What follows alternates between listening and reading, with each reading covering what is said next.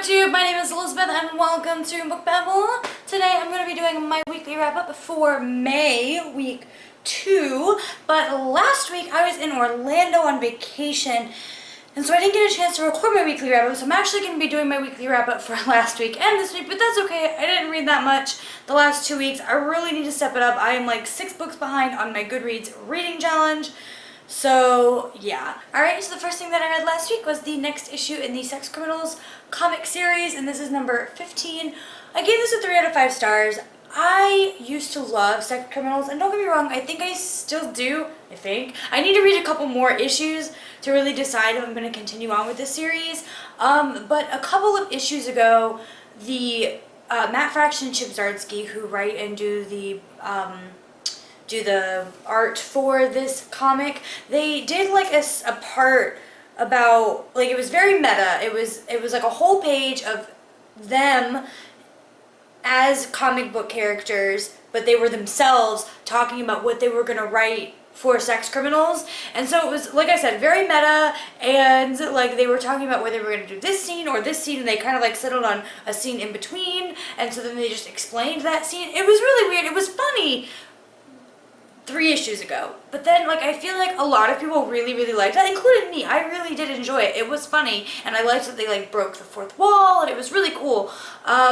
But now they've been doing something similar to that every single issue. Like, for example, they did it right here, and they talk about, I guess the scene that they wanted to write was too long or would have taken up too many pages. So they just wrote, imagine a scene where, and then this happens. And it was just like, okay, I get it was funny 3 issues ago, but it's not funny anymore and you keep doing it. And it's just like, I don't know, they're just kind of like beating a dead horse with this joke and this whole breaking the fourth wall thing. So I'm not enjoying that about the series, and I feel like because they have these little sketches in there that nothing's really happening, nothing's really moving along. Like, I've read, 2 or 3 issues the last couple of months, and nothing's really developed a lot at all. So I just really want more out of this series, and I really hope that they stop with the whole meta breaking the fourth wall thing, because I'm kind of over it. Next, I read issue 6 in Tokyo Ghost. This is by Rick Remender and some other people who I don't remember their first names, Murphy and Hollingsworth. Sounds very British, Hollingsworth. But I love this series. I love the artwork. This is a futuristic sci-fi series where a lot of people in the future are addicted to technology. Like, one of our main characters who is addicted to technology in this book, it literally looks like he is high on like meth or cocaine or something crazy like that, like highly addictive stuff. And I guess that you can like inject these computer things or something inside of you. It's really cool. And there is a love story between our 2 main characters, and it's just really sweet because she's trying to save him from the technology addiction, and it's a really cool story. They escape to Tokyo, which in the future is kind of like an oasis away from technology, so that he can kind of recover. But other things happen with like corporations, and all these technology corporations don't want people to find out that Tokyo exists, that there are technology free havens that people can go to get away from this place. They kind of want to keep people addicted. It's really good. I hope they're going to be making this into a bind-up soon so you guys can catch up on it. But most comic book stores will have the last 5 issues in back order so that you can get them, because this is a really good series. If you're a fan of science fiction, if you're a fan of love stories, you would really enjoy this.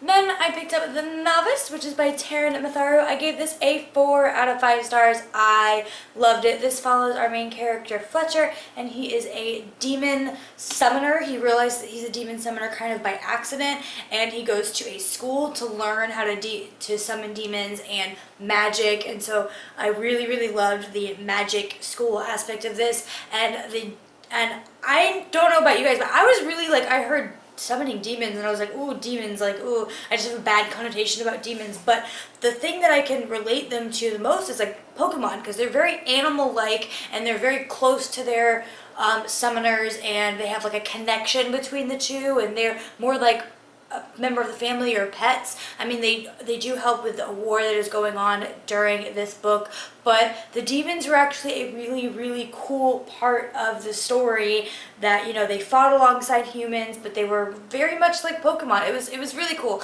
I love that aspect of this. Like I said, I gave this a 4 out of 5 stars. It was so good. I did a whole review on this on my blog. I will link it down below.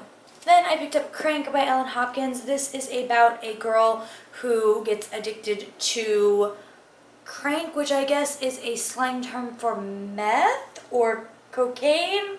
I don't know. They said it in here, but I have like literally zero knowledge of drugs, which is a good thing, I guess. So all of the different slang names for drugs kind of get me all confused. But I'm now that I'm thinking about it, I'm pretty sure it was cocaine.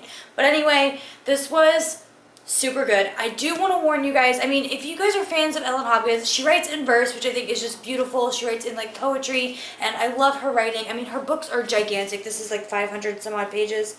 Yeah, it's almost 600 pages, but you can get through this. I got through this in like a day and a half because it's all written in verse, and it's just super easy to get through. I love it. I do want to say, you know, Ellen Hopkins writes about some serious topics, and there is obviously, I have trigger warnings for drugs, for rape, for abortion, you know, so there were quite a few scenarios that the main character got put into because of her addiction that, you know, led to these trigger warnings and things like that. So if those types of things are really hard for you to read, I highly recommend not doing that. But I really, really enjoy this book. I love everything Ellen Hopkins wrote. There's a sequel to this, so I'm really excited to find out what happens next with our main character, who I can't remember her name, Christina. But yeah, so I really, really enjoyed this. I think I gave this a 4 out of 5 stars as well. And the last book that I read was The Inquisition, also by Taryn Mathara. This is the second book in the Summoner series, and I gave this a 4.5 out of 5 stars. I am not going to talk about this like at all because tomorrow I'm going to be having a review up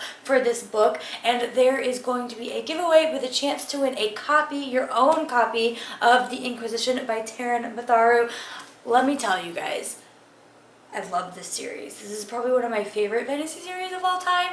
You're definitely going to want to come back tomorrow for this review to try to win your own copy of The Inquisition, because I'm telling you, this series was epic. I can't wait for the third one. Like, both of them had such amazing endings, and I gotta stop talking. I want to talk about them. I want to talk about them so much, but I gotta stop because my review goes up tomorrow. So come back tomorrow and check out my review and try to win your own copy of The Inquisition. Alright guys, thank you so much for coming. I hope you enjoyed it. Let me know down in the comments below what you guys read this week. What was your favorite book that you read this week? And I will see you in my next one. Bye!